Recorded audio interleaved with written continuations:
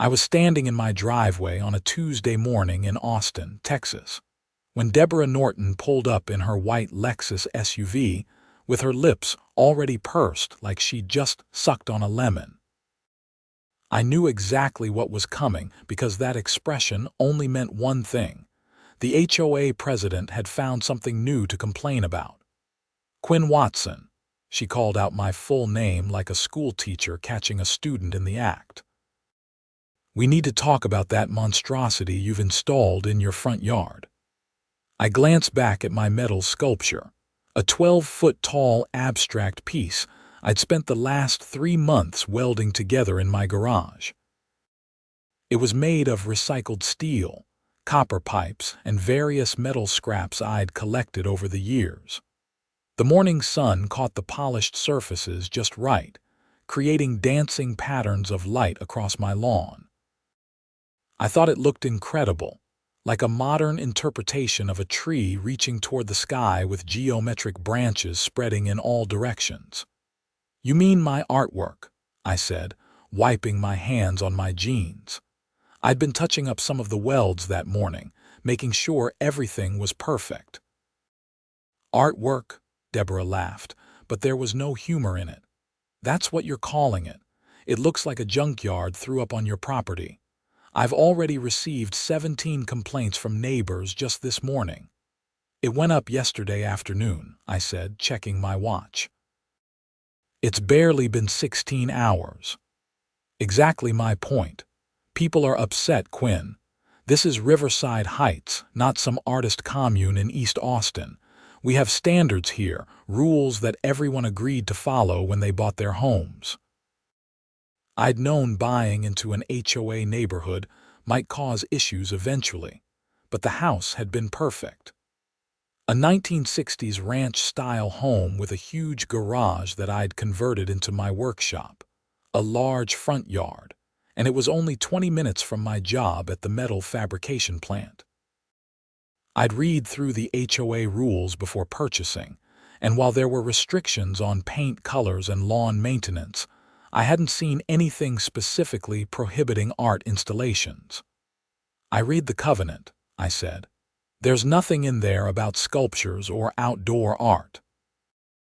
Deborah pulled a thick binder from her car, the kind that HOA presidents probably slept with under their pillows. Section 4.7, subsection C clearly states that any outdoor installations must receive prior approval from the Architectural Review Committee. You submitted nothing. Zero. Not even a courtesy email. That section refers to permanent structures like sheds, gazebos, and fences, I countered.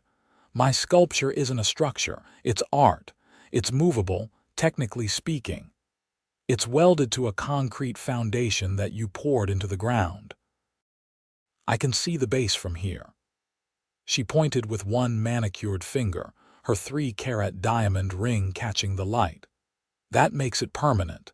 And even if it weren't, Section 6.2 requires that all front yard displays maintain aesthetic harmony with the neighborhood character. I took a deep breath, trying to keep my cool. I'd dealt with difficult people before, but Deborah had a special talent for making everything sound like a personal attack. "Look, I'm happy to present it to the committee if that's what needs to happen. When's the next meeting?" "The next scheduled meeting is in 6 weeks, but this can't wait that long. I'm issuing you a formal violation notice. You have 72 hours to remove it or we'll begin the fine process. $50 per day until compliance is achieved." 72 hours. That's insane. I spent 3 months building this piece.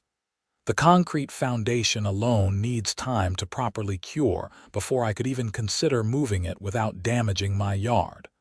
Deborah's expression didn't change. She pulled a pre-printed form from her binder and thrust it toward me. "This is your official notice. The clock starts now. Have a blessed day, Quinn." She walked back to her Lexus, her heels clicking on the pavement like a countdown timer. I stood there holding the violation notice, reading through the legal jargon that basically threatened to put a lien on my house if I didn't comply. The sculpture behind me represented months of work, countless hours of design, welding, grinding, and polishing. It wasn't just some random pile of metal. Every curve and angle meant something, represented something about growth and change and reaching for something better. My neighbor, Tom, came out of his house across the street. He was in his 60s, retired from teaching high school art for 30 years. "Don't let her get to you," he called over. "I think it looks fantastic, very reminiscent of Julio Gonzalez's work, but with a modern twist." "Thanks, Tom. Unfortunately, fantastic doesn't seem to be an acceptable aesthetic in Riverside Heights. Deborah's just upset because her son's girlfriend broke up with him last month, and she's taking it out on everyone. Last week, she cited the Johnsons for having their trash cans visible from the street for more than 4 hours. 4 hours, Quinn." I walked back inside my house, the violation notice crinkling in my hand. My workshop took up half of the converted garage, filled with welding equipment, metal scraps, tools, and various projects in different stages of completion. I'd been welding since I was 16, when my dad taught me the basics in his own garage back in Dallas. After he passed away 5 years ago, I'd thrown myself into metalwork even more. It was therapeutic, creative, and it connected me to memories of him teaching me how to lay a proper bead, how to read metal, how to turn raw materials into something meaningful. I wasn't about to let Deborah Norton take that away from me over some arbitrary neighborhood aesthetic standard. The next morning, I did what any reasonable person would do in 2025. I started researching. I spent hours online, digging through Texas property law, HOA regulations, and looking for any precedent that might help my case. That's when I stumbled across something interesting. The Austin Arts Council had a program designed to encourage public art installations. They had a provision that allowed them to designate certain works as culturally significant installations, which came with specific protections under city ordinance. The program had been established back in 2019 as part of Austin's push to maintain its reputation as a creative hub. If a piece was designated as protected, it couldn't be removed without Arts Council approval, regardless of HOA rules. The city ordinance superseded private covenants in cases where art was deemed to have cultural or educational value to the community. I spent the rest of Wednesday taking professional photographs of my sculpture from every angle. I wrote up a detailed description of the piece, which I'd titled Ascension. I explained the symbolism of the geometric branches representing different paths in life, the use of recycled materials as a commentary on sustainability and rebirth, and how the piece changed appearance throughout the day as the sun moved across the sky, creating different shadow patterns and light reflections. Thursday morning, I submitted my application to the Austin Arts Council. The website said the review process could take up to 4 weeks, but there was an expedited review option for cases involving legal challenges or removal threats. I selected that option, paid the $100 expedited fee, and included a copy of Deborah's violation notice as evidence that the work was under threat. By Thursday afternoon, my 72-hour deadline was more than half gone. I was in my workshop, stress welding a new project that I didn't really need to work on when my phone rang. Unknown Austin number. "Hello. Hi, is this Quinn Watson?" A woman's voice, younger than Deborah's, friendly, speaking. "This is Jennifer Park from the Austin Arts Council. I'm calling about your application for protected installation status. Is now a good time?" I set down my welding torch and pulled off my gloves. "Yes, absolutely. Thank you for calling so quickly. Well, your situation caught our attention. We reviewed your submission this morning, and I have to say, The photographs are striking. The piece shows real technical skill and artistic vision. However, I do need to schedule a site visit before we can make a final determination. Would tomorrow work for you? I know it's short notice, but given your timeline with the HOA, we want to help if we can.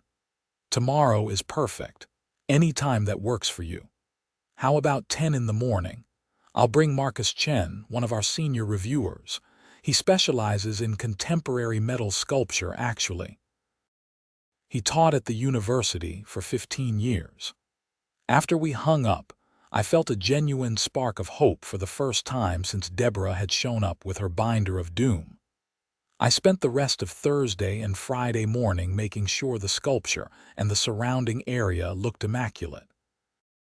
I edged the lawn, trimmed the hedges, even pressure washed the driveway. If the Arts Council was coming to evaluate my work, I wanted everything perfect. Jennifer and Marcus arrived right at 10 on Friday morning in a small sedan with an Arts Council parking permit hanging from the rearview mirror. Jennifer was in her early 30s, wearing jeans and an Arts Council polo shirt. Marcus was older, maybe 50, with glasses and a camera bag slung over his shoulder. "Quinn," Jennifer extended her hand. "Thanks for meeting with us. This must be the piece." She and Marcus circled the sculpture slowly, examining it from every angle. Marcus took dozens of photographs, crouching low, shooting from different positions to capture how the light played across the metal surfaces. He spent a solid 5 minutes just studying the welding joints, the way different metals had been incorporated, how the whole thing balanced despite its height, and the asymmetrical branch arrangement. "The technical execution is impressive," Marcus finally said. "These aren't amateur welds. You've got professional training." 15 years in metal fabrication, I said. "But I learned the basics from my dad. He was a structural welder for oil rigs." "It shows. The structural integrity here is sound, the aesthetic choices are deliberate, and there's a clear artistic vision." He looked at Jennifer. "This isn't some random yard decoration. This is legitimate contemporary sculpture." Jennifer was taking notes on a tablet. "Quinn, can you tell us about your inspiration for the piece? What were you trying to communicate?" I explained the concept again, how the geometric branches represented life's different paths, how the recycled materials spoke to transformation and second chances, how my father's death had influenced my desire to create something that reached upward, toward hope and possibility. As I talked, I realized how much of myself I'd poured into this piece without fully acknowledging it. Marcus was nodding. "There's a vulnerability in the work that contrasts with the industrial materials. It's that tension that makes it interesting. You're using hard, cold metal to express something fundamentally human and warm. That's not easy to pull off." "So what happens now?" I asked. "The HOA gave me until tomorrow morning to remove it or face daily fines." Jennifer and Marcus exchanged a look. "We need to present this to the full review panel," Jennifer said. "But I'm going to recommend emergency protected status given the immediate threat of removal." Marcus agreed. "This meets all our criteria for cultural significance. It's original work by a local artist. It has clear artistic merit. It contributes to the visual landscape of the community, and it's accessible to the public from the street. I'll co-sign the emergency recommendation." "How long does that take?" I tried to keep the desperation out of my voice. "For emergency status, we can convene a panel this afternoon via video conference. I should have an answer for you by end of business today. If approved, we'll issue a certificate of protection and file it with the city clerk's office. At that point, it becomes a legal shield. The HOA can't touch it without facing penalties from the city." They left around 11, and I spent the rest of the day trying to distract myself with work. I couldn't focus on anything. I kept checking my phone every 5 minutes, pacing between my workshop and the living room, looking out at the sculpture and wondering if I'd be forced to dismantle it tomorrow. At 4:30, my phone rang. "Jennifer, Quinn, I've got good news. The panel approved your application unanimously. Ascension is now officially designated as a protected cultural installation under Austin City Ordinance 4218. I'm emailing you the certificate right now, and we've already filed it with the clerk's office. Your sculpture isn't going anywhere." I actually felt my knees go weak with relief. "Thank you. Seriously, thank you so much. You earned it. That's a beautiful piece of work and it deserves to be seen. We're also going to feature it in our next newsletter and on our public art map. We'll have people coming by to see it, so get ready for some attention." After the call, I printed out 3 copies of the certificate. One for my records, one to frame, and one to hand deliver to Deborah Norton. I wasn't going to wait for her to come to me. I wanted to see her face when she realized she'd lost this battle. Deborah lived 4 streets over in a massive 2-story colonial that probably cost 3 times what my house did. Her yard was immaculate, professionally landscaped with seasonal flowers arranged in geometric patterns. I rang the doorbell, holding the certificate in my hand. She opened the door wearing a white sweater and yoga pants, holding a glass of white wine even though it wasn't even 5 o'clock yet. "Quinn, I assume you're here to inform me that you'll be removing that eyesore tomorrow." "Actually, no. I'm here to inform you that Ascension has been designated as a protected cultural installation by the Austin Arts Council.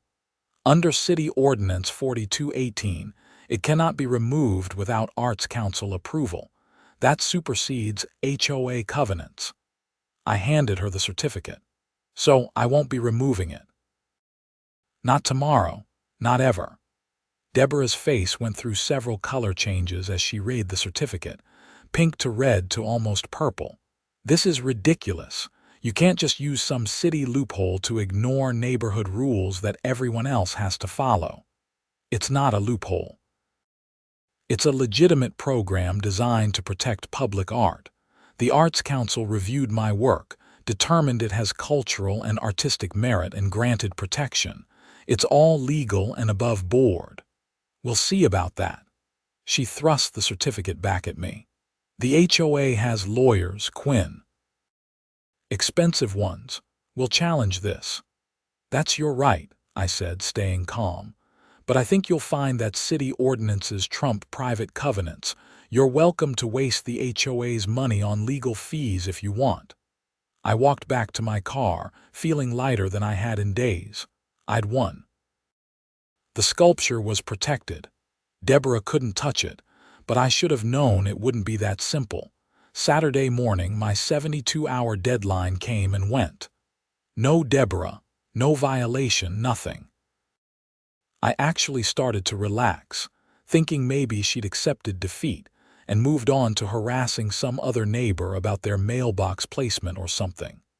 Sunday afternoon, I was in my workshop when I heard a truck engine in front of my house. I came out to find a towing company truck backing up my driveway and Deborah standing on my lawn with her phone out, recording video. "What the hell is going on?" I shouted. The tow truck driver, a heavy-set guy in his 40s, stepped out looking uncomfortable. "I got a work order to remove an unpermitted structure from this address. Are you the homeowner?" "Yes, I'm the homeowner, and that's not an unpermitted structure. It's a protected art installation. You can't touch it." "I just go where I'm told, man. The work order says to remove it." He showed me a paper on a clipboard. It was signed by Deborah Norton as HOA president, claiming the sculpture was an unauthorized structure creating a safety hazard. That's completely false. I pulled out my phone and brought up the Arts Council certificate. "This installation is protected by city ordinance. If you remove it, you'll be breaking the law and facing penalties from the city." The driver squinted at my phone, reading the certificate. "I don't know anything about city ordinances and art councils. I just know I got a paying customer asking me to remove something. And I'm the property owner telling you that you do not have permission to touch anything on my property. If you proceed, I'll call the police and press charges for theft and property damage." Deborah finally spoke up. "The HOA has the authority to remove violations that pose safety hazards. This structure wasn't properly permitted through the city. There's no building permit on file, which means it's illegal. Art installations don't require building permits," I shot back. "They're not structures." "The Arts Council designation confirms that." "We'll let the authorities sort it out," Deborah said. "But until then, this is a safety violation and it needs to be removed." I called 911, explaining the situation to the dispatcher. Within 10 minutes, an Austin Police Department officer arrived. Officer Martinez was young, maybe late 20s, and he looked like he really didn't want to be mediating an HOA dispute on a Sunday afternoon. "All right, what's going on here?" he asked, taking off his sunglasses. I explained the whole situation. The sculpture, the HOA violation notice, the Arts Council protection, and now Deborah's attempt to have it removed without my permission. I showed him the certificate on my phone and the work order Deborah had issued.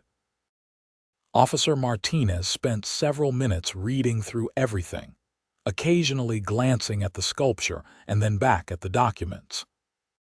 "Madam," he finally said to Deborah, "I'm not seeing how you have the authority to remove something from private property without the owner's consent, regardless of HOA rules.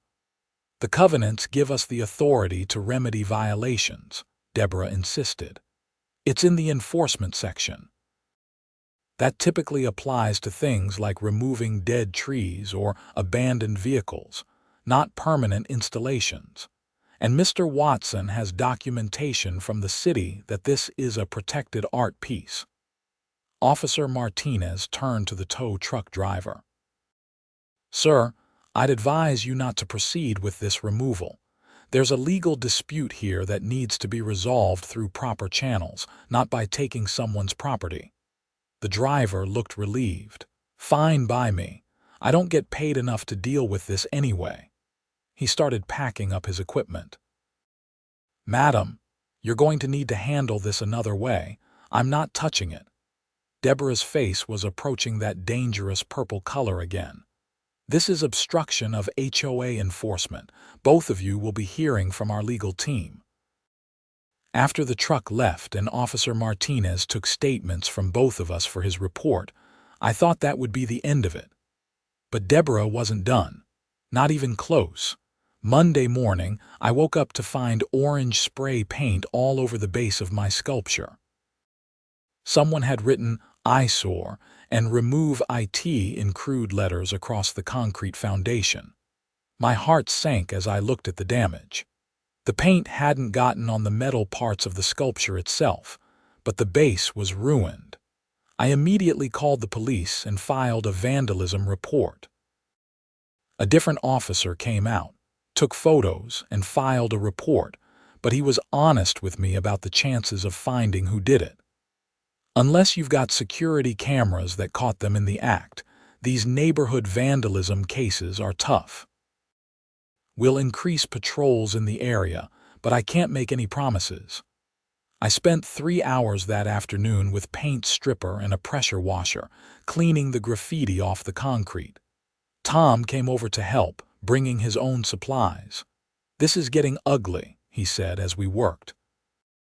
"Deborah's clearly not going to let this go." "She's insane," I muttered, scrubbing at a particularly stubborn patch of paint. "It's a sculpture. It's not hurting anyone." "Why does she care so much?" "Control," Tom said. "People like Deborah need to feel like they're in charge. When someone challenges that, they lose their minds.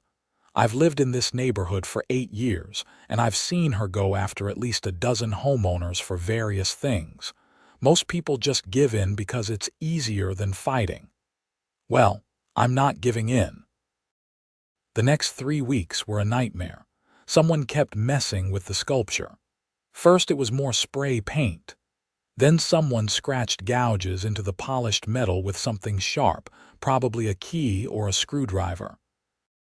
Then one morning, I found that someone had tried to cut through the base with a saw, leaving deep marks in the concrete and scratches on the lower metal supports.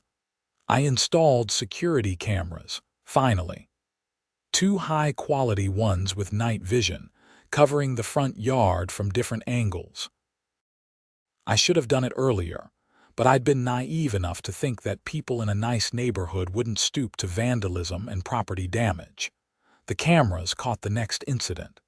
It was 2 in the morning on a Thursday when my phone buzzed with a motion alert.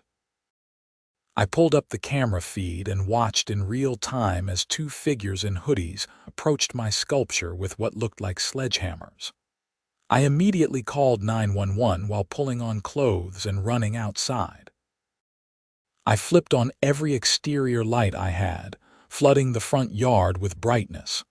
The 2 figures dropped their hammers and ran, but not before the cameras got clear footage of their faces as they looked up at my house. I didn't recognize them, but the police would have something to work with now. Officer Martinez responded again, along with a detective this time. Detective Sarah Hughes was in her 40s, with sharp eyes that missed nothing as she reviewed the camera footage. "I know these guys," she said, freezing the frame on one of the clearer face shots. "Small-time criminals, usually doing odd jobs for cash. Someone hired them to do this." "Can you prove it?" I asked. "We'll bring them in for questioning. If they're smart, they'll give up whoever paid them in exchange for a lighter charge. Attempted destruction of property, vandalism, trespassing. They're looking at serious charges, especially since this is a protected installation. There are enhanced penalties for damaging designated cultural property." Within 2 days, Detective Hughes called me with an update. They'd picked up both guys, and after a few hours of questioning, one of them had cracked. He gave them everything. A woman matching Deborah Norton's description had approached them at a gas station, offered them $500 cash to remove the sculpture from my yard. She'd specifically told them to do it at night when no one would see. "We need to talk to Miss Norton," Detective Hughes said. "I wanted to give you a heads up because this is probably going to cause drama in your neighborhood. More drama than vandalism and attempted destruction of property." I asked. Fair point. I was home when the detective and 2 officers showed up at Deborah's house on Friday afternoon. I didn't watch from my window or go outside. I just went about my business, but I heard through the neighborhood grapevine within hours. Deborah had been arrested on charges of conspiracy to commit vandalism, destruction of property, and a few other charges related to hiring criminals to damage a protected installation. She'd been released on bail by evening, but the damage to her reputation was immediate and severe. The HOA held an emergency meeting that weekend, and by Monday morning, Deborah had been removed as president. Several board members had called for her resignation, and when she refused, they'd held a vote and ousted her anyway. Her replacement was Tom, actually. He'd been on the board for years, but had never wanted the president position until now. His first official act was to send me a letter formally withdrawing the violation notice and apologizing on behalf of the HOA for the harassment I'd endured. "The board unanimously agrees that your sculpture is an asset to the neighborhood," he told me over coffee in my living room. "We'd actually like to work with you on possibly installing more public art throughout Riverside Heights. Several residents have mentioned that they love seeing Ascension, and it's got people thinking about the neighborhood differently." "That's a complete 180 from 3 weeks ago," I said. "Deborah was the problem, not the neighborhood. Most people here are reasonable. They just didn't want to stand up to her, because she made everything so unpleasant. But after she got arrested for hiring criminals to damage your property, people realized how far off the rails she'd gone. The criminal case against Deborah moved forward over the next couple of months. Her lawyer tried to argue that she'd never explicitly told the men to damage the sculpture, only to remove it. But the testimony from the criminals, combined with the pattern of harassment and the violation notices she'd issued, painted a clear picture of her intent. In the end, she took a plea deal, guilty to conspiracy to commit vandalism and destruction of property. She got a suspended sentence, 2 years probation, 500 hours of community service, and she had to pay restitution for all the damage to my sculpture, plus the cost of the security cameras I'd installed. The total came to just over $8,000. She and her husband put their house up for sale a week after the sentencing. I heard through Tom that they were moving to a neighborhood without an HOA, which seemed ironic. Some people just couldn't appreciate irony. The Austin Arts Council's newsletter feature on Ascension came out during all the drama, and it turned my sculpture into a minor local celebrity. People started coming by to see it, taking photos, posting on social media. A local news station did a story about it, framing it as a feel-good piece about art triumphing over bureaucracy and suburban conformity. I was interviewed for the news segment, standing in front of the sculpture on a sunny afternoon. The reporter, an enthusiastic woman in her 30s, asked me what it felt like to have my art recognized and protected. Honestly, I just wanted to create something meaningful, I told her. I never expected any of this, but I'm glad it worked out. Art should be accessible. It should be part of our daily lives, not just stuck in galleries where only certain people can see it. If someone driving by sees this and it makes them think or feel something, then it served its purpose. The story aired that evening and my phone blew up with messages from friends and family who'd seen it. My cousin in Dallas texted me, "You're famous. Also, that HOA lady sounds absolutely crazy." She wasn't wrong. 3 months after everything settled down, the Arts Council invited me to display 3 smaller pieces in a group exhibition at a downtown gallery. It was my first real gallery show, and I spent weeks preparing. The opening night was packed with people, and I sold 2 of the 3 pieces. The third ended up being purchased by a local tech company for their office lobby. I used some of the money to buy better equipment for my workshop and donated a portion to the Arts Council's Public Art Fund. They'd saved my sculpture and, in a weird way, changed my life. It seemed right to give back. Tom and the new HOA board followed through on their interest in more public art. They commissioned me to create a smaller sculpture for the neighborhood park, something that kids could interact with and climb on. I designed a series of interconnected metal loops that formed a kind of abstract jungle gym, sturdy enough to support weight but artistic enough to be visually interesting. The park sculpture was unveiled on a Saturday morning in May, 6 months after the whole mess with Deborah had started. Half the neighborhood showed up, including families with kids who immediately started climbing all over it. The local council member gave a short speech about the importance of art in communities, and Tom presented me with a plaque thanking me for my contribution to Riverside Heights. I stood there watching kids play on something I'd created, and I thought about my dad. He taught me to weld because it was practical, because it was a skill that would always be useful, a way to make a living. But he'd also taught me that there was beauty in metal, in taking something raw and industrial and shaping it into something new. He used to say that welding was like writing, but instead of words, you were using fire and metal to tell a story.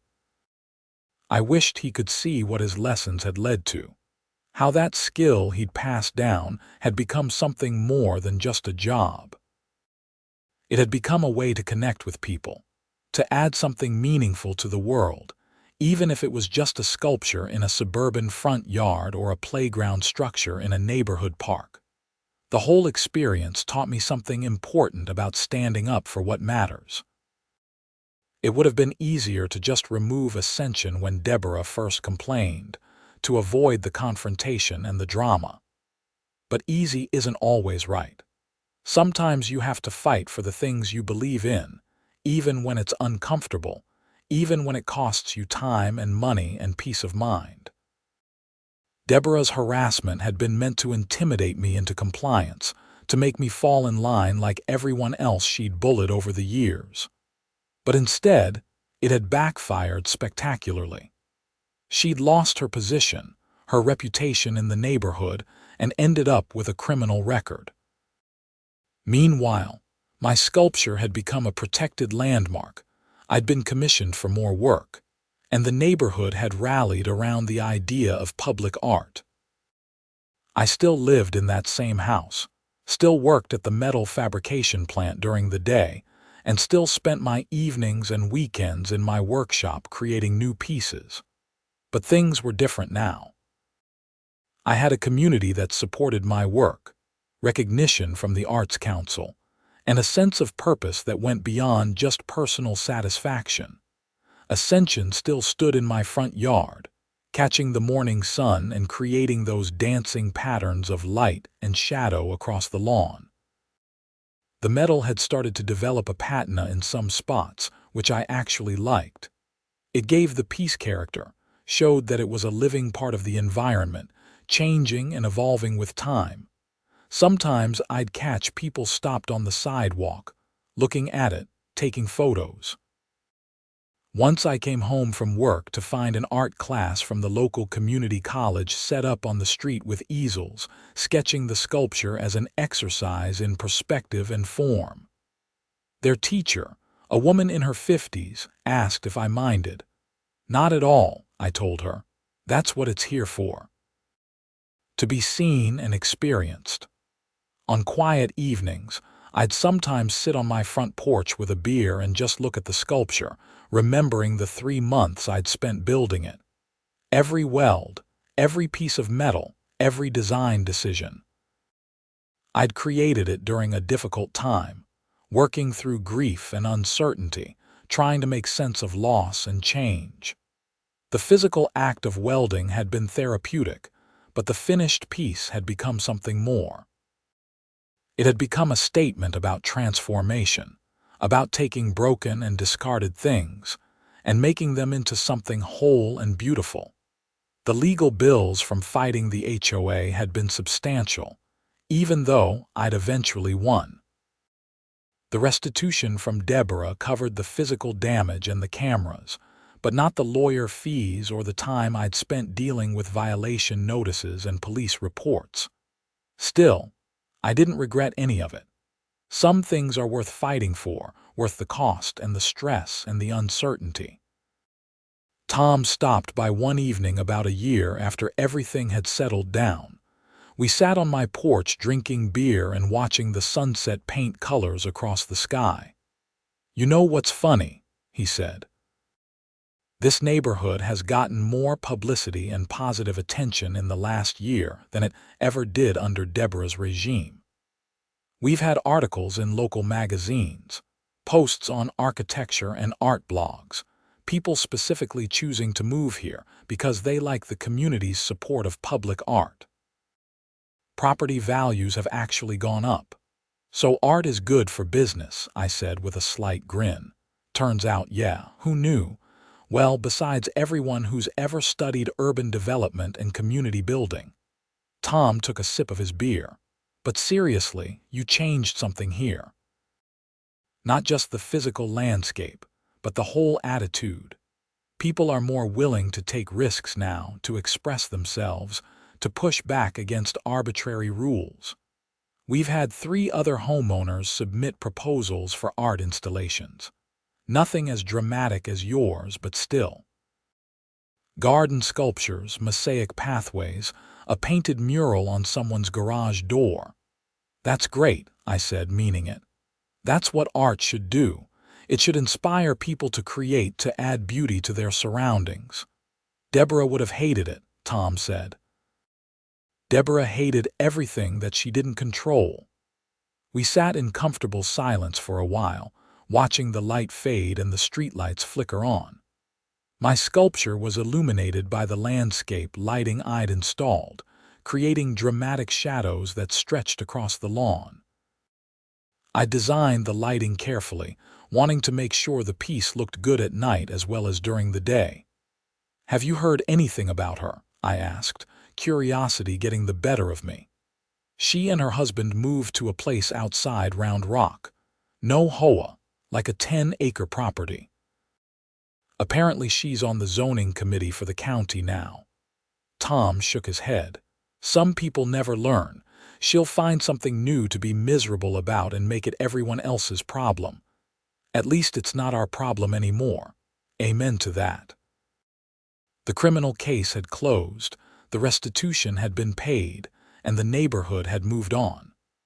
Deborah Norton was just a cautionary tale now, a story about what happened when petty authority went too far.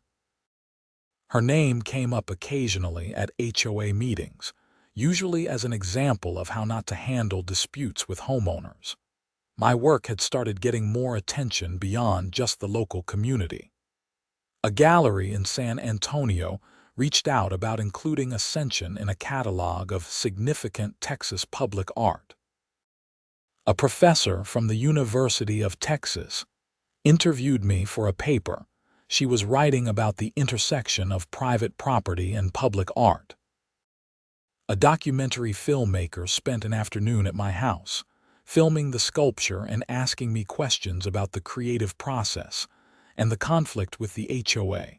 All of this felt surreal. A year and a half ago, I'd just been a guy who welded for a living and did art projects in his garage for fun. Now, I was being interviewed and cited in academic papers and featured in documentaries. The attention was flattering but also a little overwhelming. The thing I was most proud of, though, wasn't the recognition or the commissions, or even the victory over the HOA. It was the emails and messages I got from other people who'd been inspired by the story. People in other HOA neighborhoods dealing with their own petty tyrants. Artists who'd been told their work wasn't appropriate or didn't fit in. Homeowners fighting arbitrary rules and restrictions. They'd tell me that hearing about my experience had given them courage to stand up for themselves, to push back against unreasonable demands, to fight for their right to express themselves on their own property. Some had won their battles, some were still fighting, but they all shared that same determination not to be bullied into silence. One email in particular stuck with me. It was from a woman in Oregon who'd been told by her HOA that she had to remove a memorial garden she'd built for her late son. The garden included hand-painted stones, wind chimes, and a small bench where she could sit and remember him. The HOA claimed it violated aesthetic standards. She'd read about my case, contacted the local arts council in her city, and they'd helped her get protection for the garden as a memorial installation. She sent me photos of it, beautiful and heartbreaking and clearly created with love. "You helped me save the one thing I had left of him," she wrote. "Thank you for fighting and for showing the rest of us that we can fight too." That email made everything worthwhile. All the stress, all the legal bills, all the sleepless nights worrying about whether I'd be forced to destroy something I'd created. It had mattered, not just for me but for other people facing similar situations. I kept creating. That was what I did, who I was. My workshop was always full of new projects, ideas sketched on scraps of paper, pieces of metal waiting to be transformed into something meaningful. I did a series of smaller sculptures inspired by native Texas plants, abstract interpretations of bluebonnets and Indian paintbrush and prickly pear cactus. Those sold quickly at a local gallery that had started representing my work. I started teaching welding classes on weekends, passing on the skills my dad had taught me. The community college let me use their workshop space, and I'd spend Saturday mornings showing people how to strike an arc, how to lay a proper bead, how to join metal safely and effectively. Some students were there for practical skills, planning careers in trades or manufacturing. Others were artists, looking to add metalwork to their creative toolkit. I loved teaching. There was something deeply satisfying about watching someone make their first successful weld, seeing their face light up when they realized they could shape metal with fire and skill. I always started the first class by telling them my story, about Ascension and the HOA and the Arts Council. I wanted them to understand that learning to weld wasn't just about joining metal. It was about creating, about expressing themselves, about having the skills to make the things they imagined real. 2 years after the whole mess started, the Austin Arts Council held an anniversary event celebrating protected installations throughout the city. Ascension was featured prominently in the promotional materials, and they asked me to speak at the event about the importance of protecting public art. I stood in front of a crowd of maybe 200 people, artists and city officials and community members, and I talked about what art meant to me. I talked about my dad, about learning to weld in his garage, about how creating things had helped me process grief and loss. I talked about almost losing Ascension, about the fight to protect it, about the community that had rallied around it.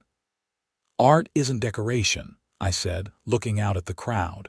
It's communication. It's how we share our experiences, our emotions, our perspective on the world.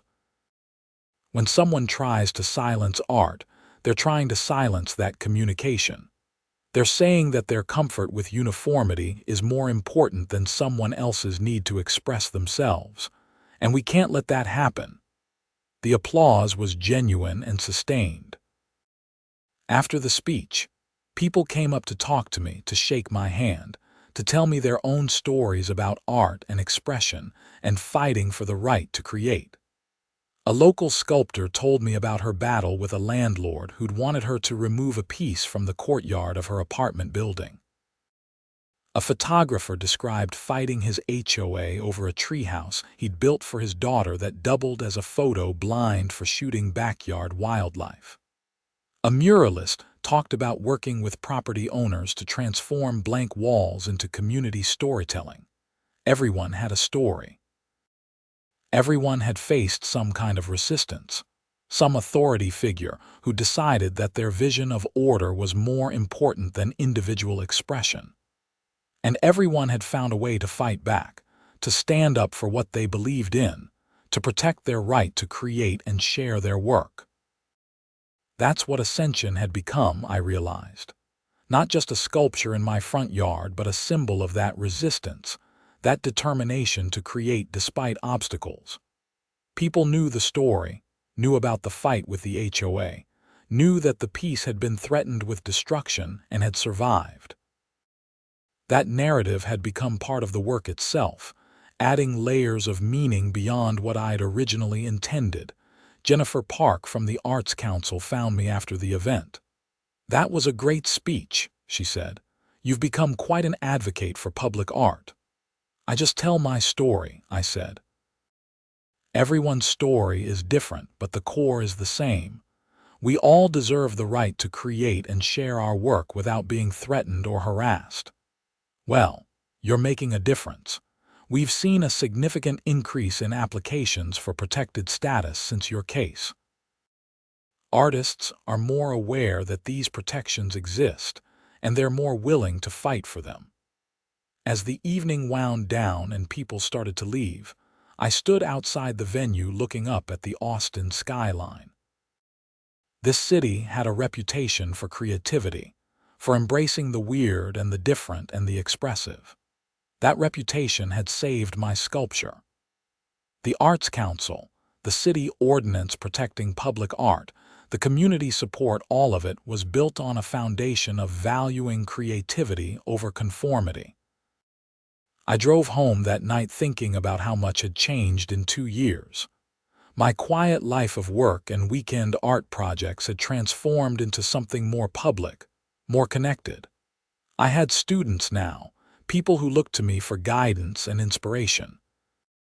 I had a platform, small but real, to advocate for artists' rights in public art. Ascension stood in my front yard, lit up against the night sky, exactly as it had been since the day I'd installed it. But its meaning had evolved, grown beyond my original intent. It wasn't just about personal transformation anymore. It was about resistance and persistence, and the importance of standing up for what you believe in. It was about community and support, and the power of art to bring people together. I walked up to the sculpture and ran my hand along one of the lower branches, feeling the cool metal under my palm.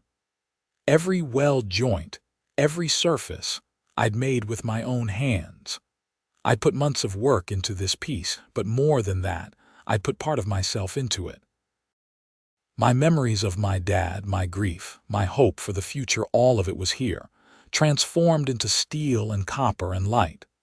Deborah Norton had tried to make me remove it, had hired criminals to destroy it, had done everything in her power to erase it from the neighborhood. And she'd failed. The sculpture stood as a testament to that failure, proof that sometimes the bullies don't win, that sometimes creativity and community and determination can overcome petty tyranny. I thought about all the messages I'd received over the past 2 years, all the people who'd been inspired by the story to fight their own battles. That was the real legacy of Ascension, not the sculpture itself, but what it represented. The idea that you don't have to back down, that you can stand up for yourself and your art and your right to express yourself. The neighborhood had changed too. Riverside Heights was known now for its public art, for being a community that valued creativity. The park sculpture I'd created was popular with kids and parents alike. Other artists had installed pieces throughout the neighborhood. Tom and the HOA board had embraced the identity, even updating the neighborhood website to highlight the various installations and promote Riverside Heights as an arts-friendly community. Property values had increased, just like Tom had mentioned. But more importantly, the community felt different. People were more engaged, more willing to attend HOA meetings and participate in neighborhood decisions. There was a sense of pride that hadn't existed before, a feeling that Riverside Heights was special, unique, a place where creativity was celebrated rather than suppressed. All because I'd refused to back down. All because the Arts Council had seen value in my work. All because a community had decided that art mattered more than arbitrary aesthetic rules. I went inside and opened my laptop, pulling up the photos Jennifer had taken at the anniversary event. There was one of me standing next to a poster-sized image of Ascension, talking to a group of young artists. I barely recognized myself. I looked confident, engaged, like someone who knew what they were doing. 2 years ago, I'd just been a welder who made art on the weekends. Now I was an advocate, a teacher, someone who'd stood up to bullying and harassment and won. My phone buzzed with a text from Tom. "Great speech tonight, you made us all proud. Beer tomorrow." "Absolutely," I typed back. I thought about Deborah sometimes, wondered if she ever regretted how she'd handled things. Probably not. People like that rarely had that kind of self-awareness. She was probably terrorizing some new community, finding new violations to cite, new rules to enforce. But that wasn't my problem anymore. She'd lost her power over me, over the neighborhood, and that was what mattered. The next morning, I woke up to an email from a gallery in Houston. They were putting together an exhibition on contemporary Texas sculpture and wanted to include documentation of Ascension along with two of my smaller pieces. The show would travel to several cities over the next year, and they were offering a modest fee plus percentage of any sales. I accepted immediately. Every opportunity to share my work, to spread the message that art matters and is worth fighting for, felt important. The more people who saw and understood that message, the harder it would be for the next Deborah Norton to suppress creativity in the name of neighborhood aesthetics. I spent that Sunday in my workshop, starting a new piece. This one was inspired by the whole experience with the HOA, a series of interlocking metal rings that could be arranged in different configurations.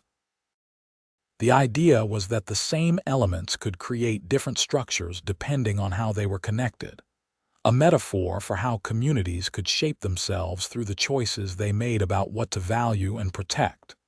The rings were cut from stainless steel, polished to a mirror finish. As I worked, I thought about how far I'd come from that Tuesday morning when Deborah had first pulled up in her Lexus to complain.